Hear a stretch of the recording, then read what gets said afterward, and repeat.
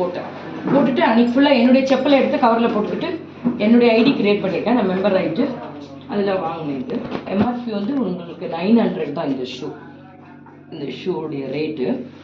இப்போ அன்றைக்கி போட்டதுலேருந்து நைட்டு வரைக்கும் நான் மேபி ஒரு 11 o'clock ஷூ போட்டிருப்பேன். ராத்திரி என்னுடைய வேலைகள்லாம் நான் ஒரு பில்டர் இன்டீரியர் டிசைன் ரெனோவேஷன்ஸும் பண்ணுறாங்க. ஸோ 6 சைட்டுக்கு போயிட்டு ராத்திரி வீட்டுக்கு போகும்போது மணி 10:30. அது வரைக்கும் எனக்கு எந்த விதமான பெயினும் இல்லை, லெக் பெயினே இல்லை.